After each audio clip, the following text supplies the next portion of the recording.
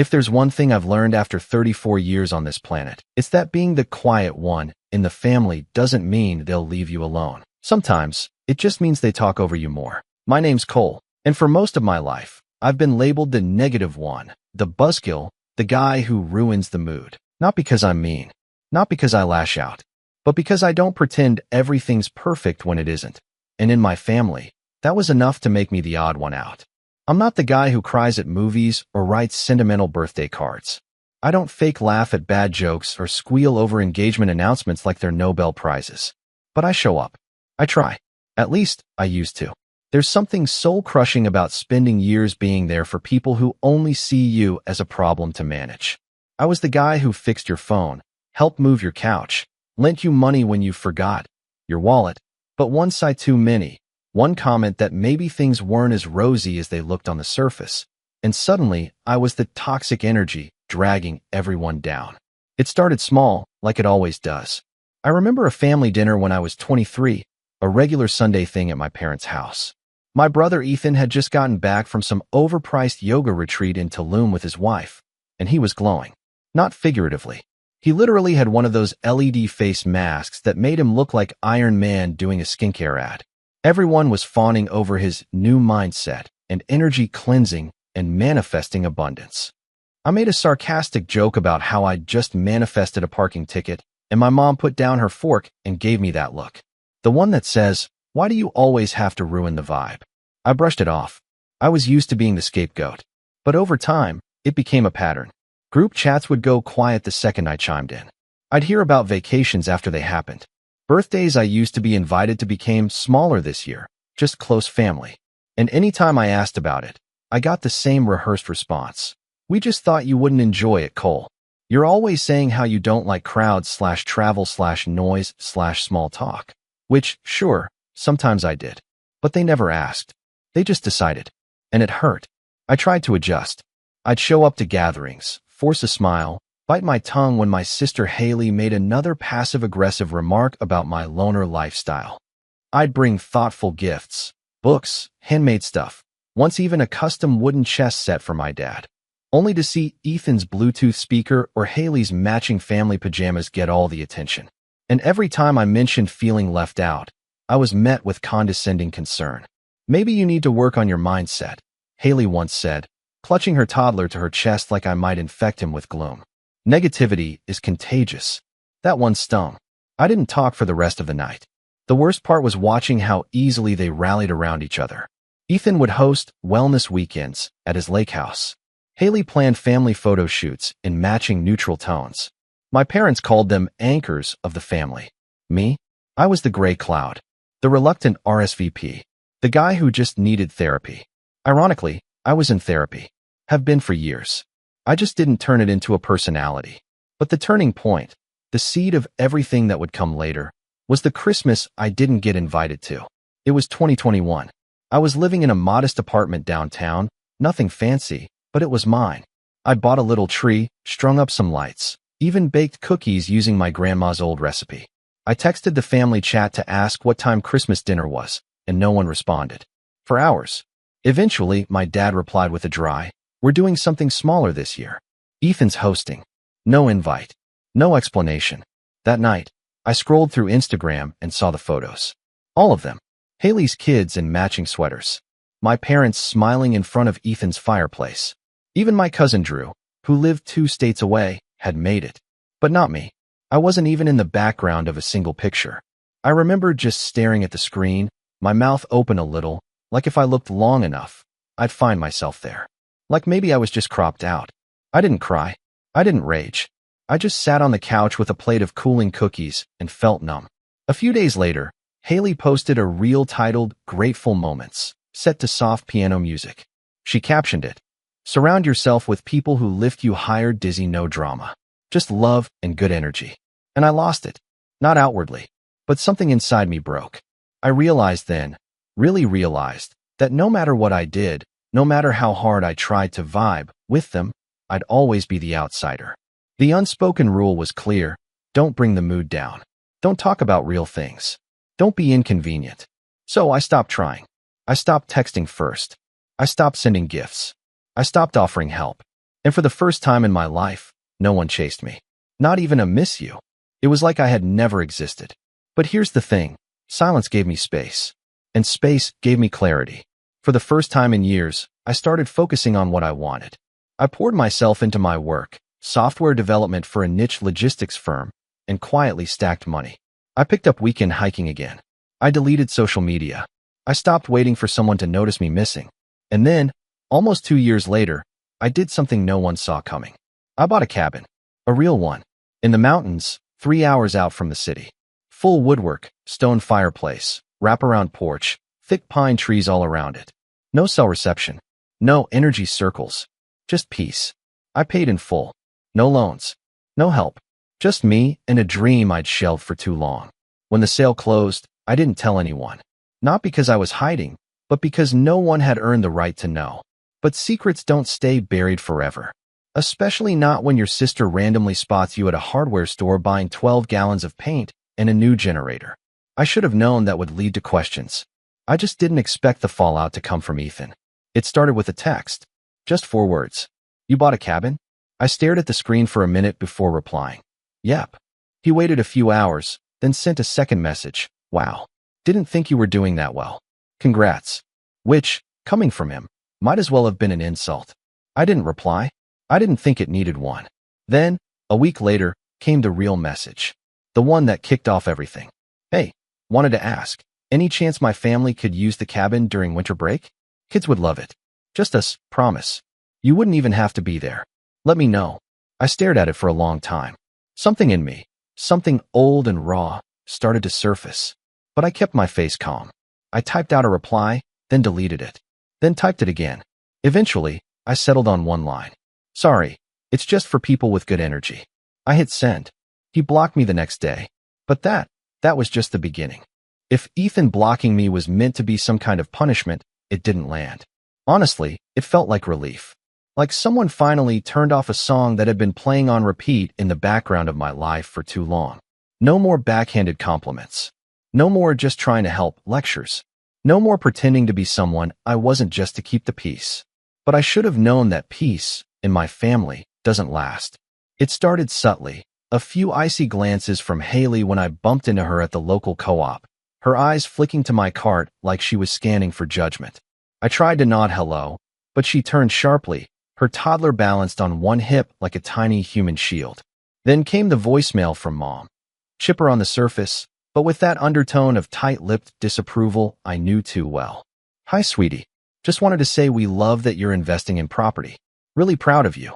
Just a little surprised you didn't mention it to the family, especially with the holidays coming up. Anyway, call me back when you get a chance. I didn't call back. I think that's what truly set everything in motion. Not the cabin, but the silence. For the first time in decades, I wasn't explaining myself. And for people like my parents, who controlled conversations with guilt and carefully measured concern, that was a threat. It wasn't long before my dad called directly. I let it ring, but he left a message. His tone was colder. Cole, I don't know what this attitude is about, but this family doesn't do secrets. Your brother was trying to include you. Don't punish the kids over whatever grudge you're nursing. Call me. I didn't call him either. And just like that, the narrative started to shift, behind my back, of course, but not so subtly that it didn't get back to me. Drew, my cousin, texted me a screenshot from our extended family's Facebook group, a digital nightmare I wisely stayed far away from. It was a post from Haley. Feeling sad today. My boys were so excited about the idea of playing in the snow at Uncle Cole's new cabin. They even drew pictures. But unfortunately, some people hold on to bitterness instead of choosing love. We'll find joy elsewhere, like we always do. The comments were what you'd expect. Heart emojis. Prayers. A few shame on him s. One end even posted, negativity is a disease. Cut it out, or it'll rot your whole family. I half expected someone to suggest an exorcism. I laughed when I saw it. Not because it was funny, but because I couldn't believe how predictable it was. The script hadn't changed in decades. Only now, I wasn't playing the part they'd assigned me. And then came the dinner. I don't know why I said yes. Maybe some masochistic part of me thought it would be different. Maybe I was tired of being the ghost in family photos. Or maybe, just maybe, I wanted to see how far the rabbit hole went. Whatever the reason, I agreed to join them for a pre-Christmas dinner at my parents' house. It wasn't the real Christmas, of course. That was happening at Ethan's chalet in Aspen. This was more of a leftover holiday, a consolation meal before everyone left for their actual plans. When I walked in, I knew I'd made a mistake. The room was decorated within an inch of its life. Garlands, lights, faux snow on every surface. But it wasn't festive. It was curated, like a catalog had thrown up all over the living room. Haley's kids were wearing matching cardigans that looked itchy, and Ethan's wife was sipping something green from a crystal glass and talking about the energetic residue of processed sugar. I barely made it past the threshold before my mom hugged me a little too tightly and whispered, "Try not to be so tense tonight, okay? Let's just have a nice time." That was code. I knew it. Don't mention the cabin. Don't talk about feelings. Smile. Nod. Be useful. I sat at the end of the table. Ethan was at the head. My dad poured wine like he was hosting a diplomatic summit. And then the meal began. The jabs were subtle at first. Haley talking about how hard it was to afford travel with just one income, glancing at me as if my entire existence was some kind of insult. Ethan mentioning how some people find peace through community, not isolation. Even my mom got in on it, asking Ethan, loudly, if he'd brought his famous gluten-free stuffing, because God knows not everyone here knows how to cook. It was like being pecked to death by ducks. But I stayed quiet. I smiled. I passed dishes. I told Haley's daughter I liked her glittery hair clip, even though I could see her mom's eyes narrow when I spoke to her. I didn't rise to it. I didn't push back. Until dessert. We were halfway through some vegan pie abomination when my dad raised a glass and said, "To family, the ones who show up, who support each other, who don't hold grudges." And everyone raised their glasses. Except me. I sat perfectly still. Then I placed my fork down, gently, deliberately, and asked, "Is that really a toast, or just a passive-aggressive performance?" The silence was instant. Like someone had hit mute on the whole room. Ethan cleared his throat. "It's a reminder, Cole. For the kids. That family is about love. Right?" I said, turning to him. "Like how you loved me so much, you asked to use a place you didn't help build, didn't ask nicely for, and blocked me when I said no." His jaw clenched. "I blocked you because you were being petty." I raised an eyebrow. "Petty is asking for access to something you didn't even congratulate me on." Mom jumped in. "Okay, that's enough. We're not doing this here." Haley muttered something under her breath. I didn't catch it, but her husband laughed. That smarmy kind of laugh that always makes you want to throw something. So I stood up. Slowly.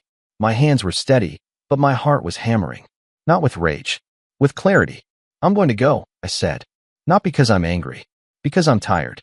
Tired of pretending this isn't exactly what it looks like." My dad started to speak, but I cut him off. "You didn't invite me to Christmas 2 years in a row. You talk about my energy like I'm a contaminant. You turn my decision, my right, to say no into some kind of moral failure. And now you want to sit here and toast a family." I shook my head. "No thanks." I walked to the door, grabbed my coat. Just as I was reaching for the handle, Ethan spoke up. "You think money makes you better than us now?" I turned. He was standing too, red-faced, his hand still wrapped around his wine glass. "No," I said. "I think boundaries make me free from you." And I left. The fallout started the next day. I didn't hear from anyone, not for days. And when I did, it wasn't direct. It was digital. A new post from Haley. "Sometimes people show their true colors when you say no. We taught our kids that love means sharing. Others taught them love is conditional. Guess who they'll grow up to be?" Again, the comments lit up. Family members I hadn't seen in years weighed in. I was selfish. I was ungrateful. I was emotionally stunted. One uncle wrote, "Shame to see Cole isolate himself. He used to be such a sweet kid." That one hit harder than I expected. Because I was a sweet kid. I just stopped being sweet when sweetness got me trampled. But the real betrayal, the one that snapped something inside me for good, came a few weeks later. I was up at the cabin, finally finishing some insulation work in the back room, when I got an email from a local property rental site. A confirmation for a booking request, submitted under my name. I blinked, then read it again. It was Ethan's wife's email. She'd tried to book my cabin for a full week over winter break using my old Gmail address, pretending to be me, listing herself as a trusted family friend. I froze. Then I checked the security cam app I'd installed on the front porch. There they were. Ethan, his wife, their 2 kids, standing at the base of my private road, looking up toward the cabin, trying to figure out why the gate wouldn't open. I stared at the footage. My hand tightened around my phone. My pulse was calm, too calm. And in that moment, something inside me shifted. They hadn't just disrespected my boundaries. They'd tried to violate them. That was the moment I knew. This wasn't about being the bigger person anymore. This was about making sure they never tried it again. I didn't call the police. I didn't text Ethan.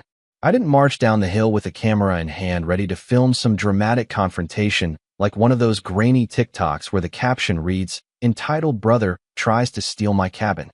No, I stood in my cabin, in complete silence, watching the security footage as Ethan stood at my locked gate in a Patagonia jacket, arms spread like he was the one being wronged. His wife was tapping at her phone, squinting at the keypad like it was malfunctioning, and the kids were already tossing snow at each other, assuming they'd be building snowmen on my porch within the hour. I remember taking a deep breath, and then another, and then I walked over to the fireplace, stirred the logs a little, and sat down with my laptop. Because I wasn't about to just react. I was going to think. See, people like Ethan, and honestly, most of my family, thrive on emotion. That's how they manipulate you. They wait until you explode so they can point at you and say, "See, you're the problem." That had been the pattern my whole life. I'd bottle things up, try to be mature, try to not make a scene, until I couldn't anymore. And when I finally snapped, they got to play the calm ones. The rational ones. The ones just trying to keep the peace. Not this time. This time, I was going to outlast them. But first, I had to deal with what that moment actually felt like. I won't lie, I didn't sleep well that night. My mind kept going in circles. Not just about the trespassing attempt, but everything. The years of being the outcast. The forced smiles at family dinners. The Christmases spent alone. The time I helped Haley's husband land a new job because he'd lost his. And then 3 months later, she posted a meme about how toxic people disguise themselves as helpful. It all came rushing back. And for a little while, just a few days, I broke. I skipped meals. Didn't shower. Just sat with my laptop and stared at old photos I hadn't looked at in years. Ones where I was younger. Softer. Before the lines in my face were formed by gritted teeth. Before I learned to bite my tongue, so often it practically had calluses. There was one picture. Thanksgiving, maybe 2012. I was sitting on the floor, cross-legged, with one of Haley's babies asleep in my lap. Everyone else was at the table. I wasn't even in the group shot. Just off to the side. That's how it always was. I'd been on the edge of my own family for so long. I'd forgotten what it felt like to be at the center of anything. And the worst part? For a moment, I wondered if they were right. If I really was just bitter, negative, cold. I sat with that thought for too long. Until one night, I heard the snow hit the windows in slow, rhythmic waves, thick, heavy flakes blanketing everything. And I stood up, walked outside barefoot, and just stood in it. The cold slapped me awake. The wind bit through my skin. But for some reason, I started laughing. Not loudly, not manically, just that soft, half-broken laugh you let out when something clicks. Because I realized something. I had a cabin I built. I wasn't the loser they made me out to be. I wasn't some drifting sad case who needed saving. I had a life, one I made with my own hands. A home in the woods. A career I loved. Friends, real ones, even if they weren't blood. And peace, glorious, deafening, soul-filling peace, which they tried to take from me. They hadn't rejected me because I was broken. They rejected me because I stopped playing the game. That night was the turning point. The next morning, I made coffee, turned on some jazz, and started to rebuild. Not just my routines. Myself. I updated all my passwords. Strengthened the gate lock system. Installed 2 more security cameras. One angled at the private trail up the hill, another over the side deck. I booked a meeting with a lawyer in town, just to go over what would count as unlawful entry versus attempted trespassing. I didn't plan to press charges, not yet. But I wanted to be prepared. I also contacted the rental site where Ethan's wife had tried to impersonate me and submitted a fraud report. I attached the security footage. Their support team was surprisingly responsive. The account linked to her email was suspended within 48 hours. Then I went one step further. I bought the domain mymountainCabin.com and turned it into a private, invite-only booking system for close friends. Not to make money, just to have something that looked official, professional, with rules, policies, and, best of all, terms and conditions that included a firm no exceptions for family members not explicitly authorized in writing. But this wasn't just about protecting the cabin. I started journaling again. I know, sounds cliché, but there was something powerful about waking up, brewing a cup of coffee, and writing down what I really felt. No filter. No pretending. I wrote about my childhood, how I used to wait by the window for my dad to get home and hope he'd ask me to toss the football around, only for him to step right past me and call for Ethan. I wrote about the time Haley cried at Thanksgiving and said I'd ruined everything because I'd made a comment about missing Grandma. I wrote about the nights I sat alone in my apartment on my birthday while everyone else went out to dinner for Ethan's promotion. I wrote it all. And then one night, I set fire to those pages in the cabin's wood stove. Watched them curl into ash. Felt a weight lift. Around that time, something else changed. I started working with clients directly. No more middleman agencies. I built my own small consulting arm. Just me, a portfolio, and referrals. The extra income wasn't flashy, but it gave me more control. More time. More freedom to spend weekends at the cabin or disappear into the woods for hours without checking my phone. I'd get texts from people in town. Hey, are you still doing that software stuff? Or you helped my cousin's small business. Can I hire you? It wasn't loud success. It was quiet, steady, real. And as the weeks turned into months, something wild happened. I started laughing again. Really laughing. At podcasts. At old movies. At dumb memes from friends who actually liked me.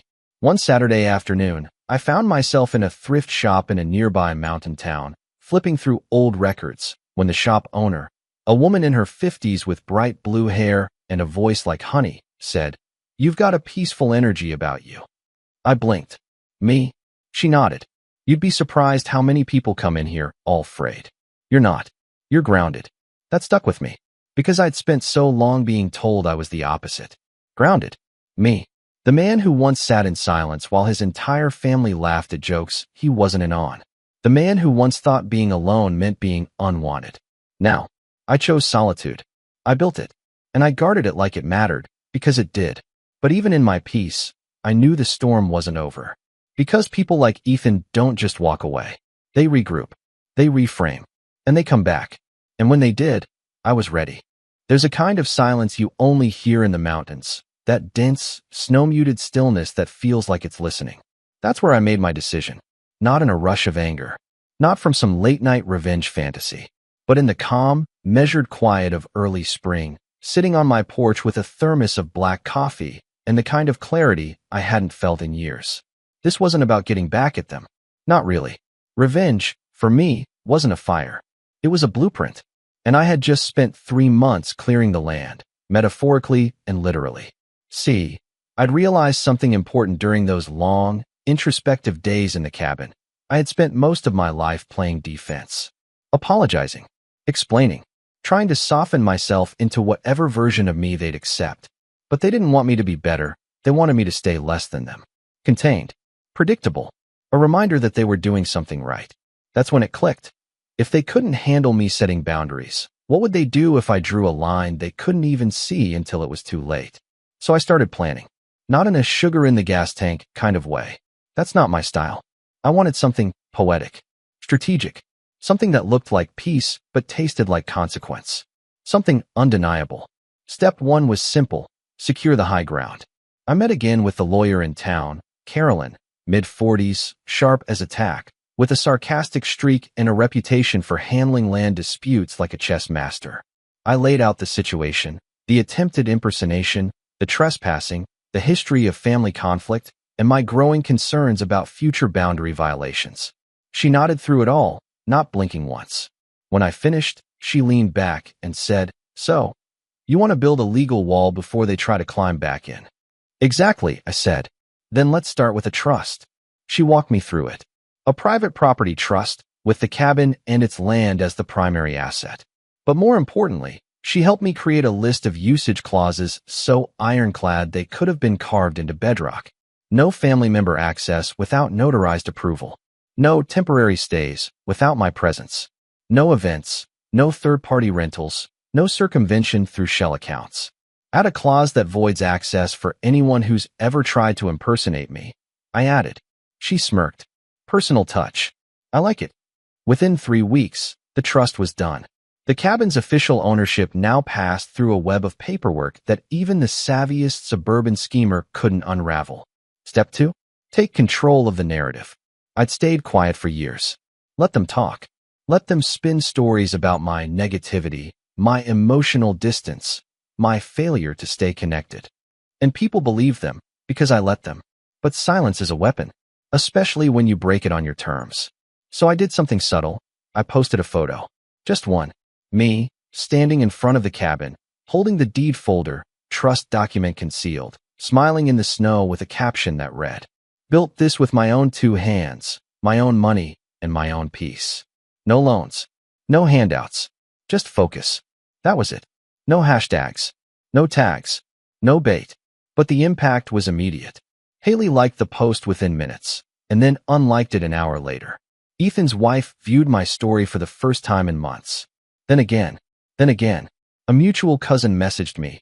"Wait, did you build that?" I didn't reply. I didn't have to. The photo said everything. You excluded me. You mocked me. And I still won. But it wasn't about flexing. It was about planting seeds. Because the next part of the plan needed one key ingredient: temptation. I knew how my family operated. I knew that Ethan couldn't stand being outshined. That Haley hated being left out of anything that looked exclusive. That my parents had spent decades fawning over whichever child looked most successful. If I wanted them to walk into a trap, I didn't need bait. I just needed a velvet rope. So I created an event. Not a party. Not a reunion.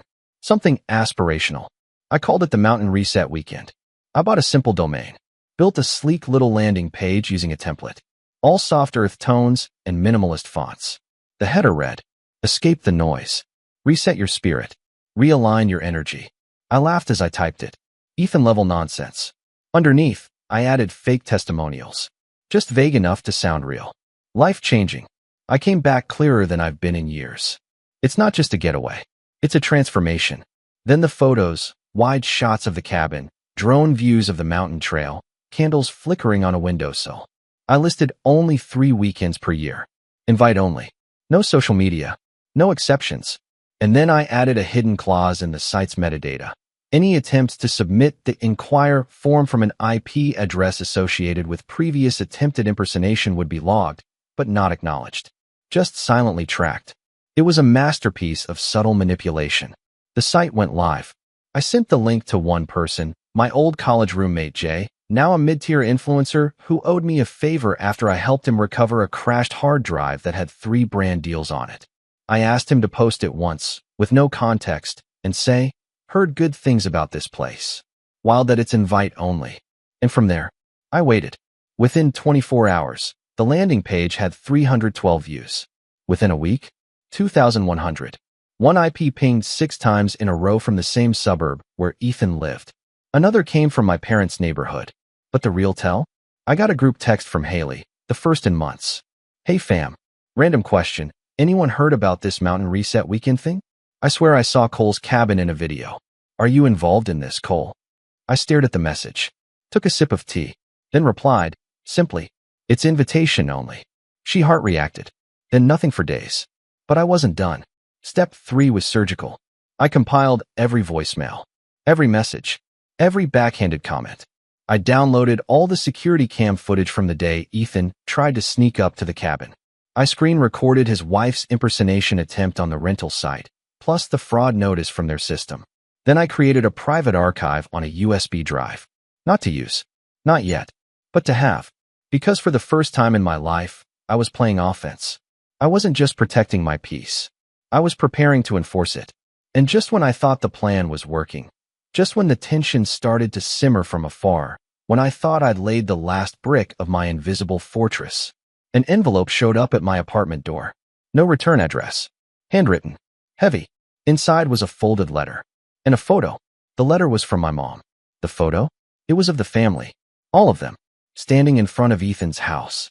Holding a sign that read, "Happy birthday, Cole. We miss you."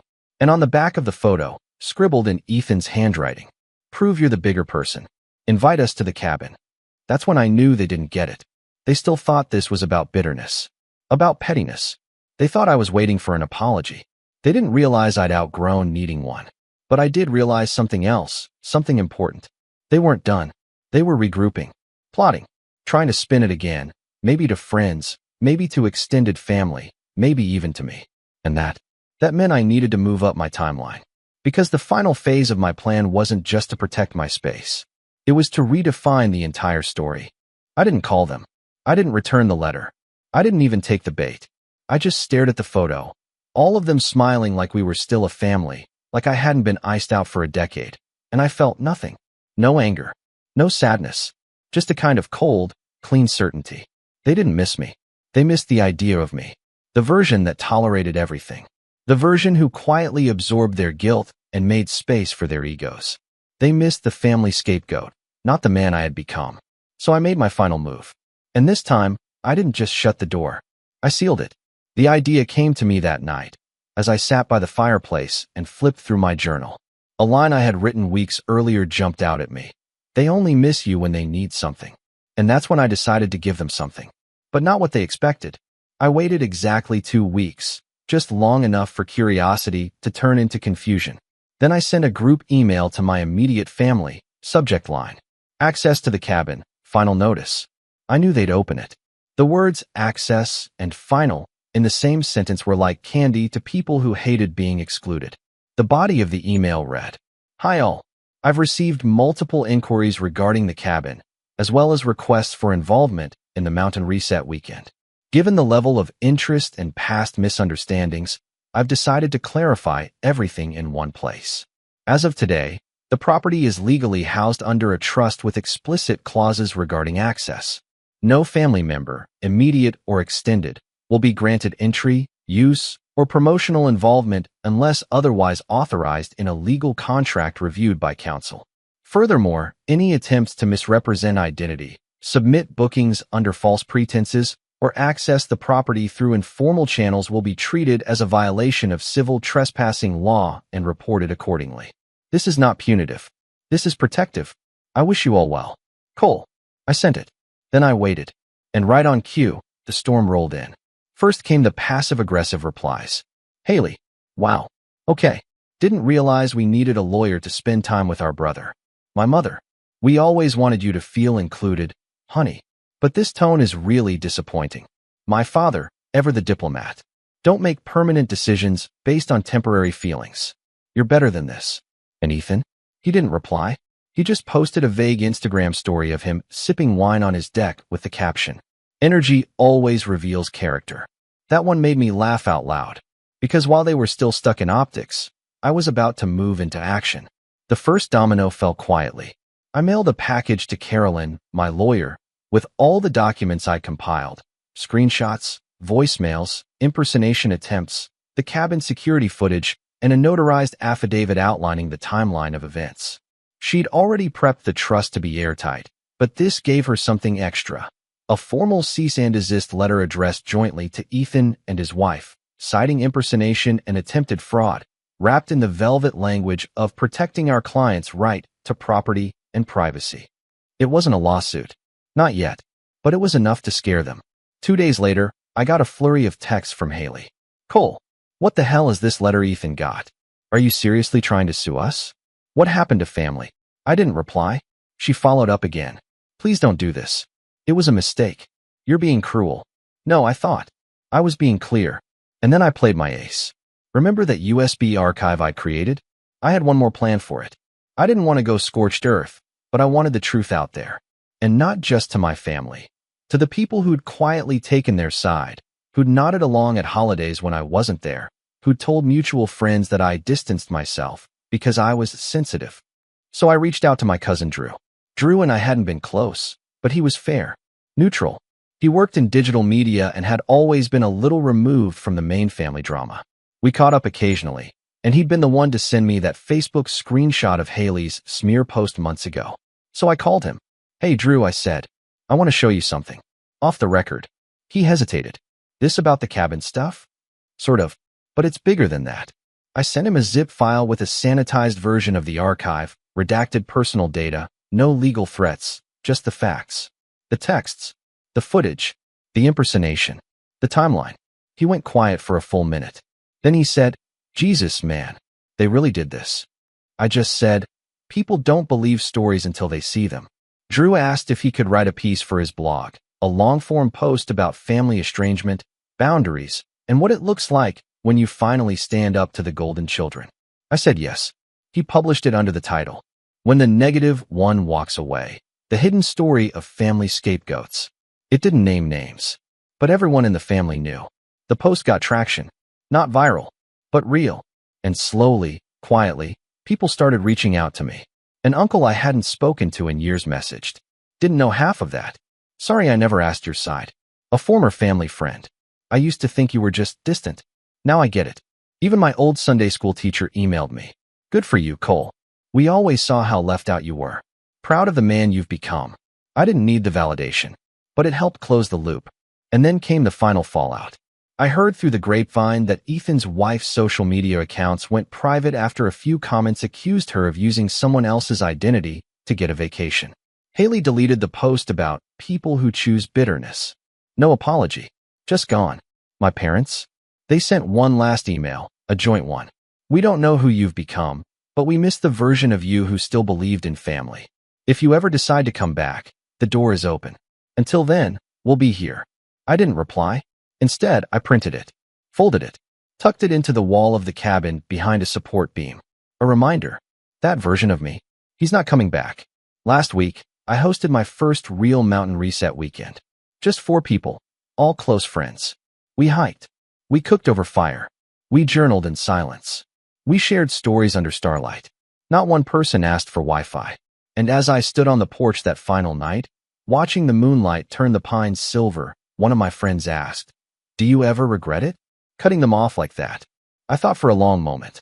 Then I said, "No, because I didn't cut them off. They let me go the moment I stopped being useful." They say revenge is best served cold.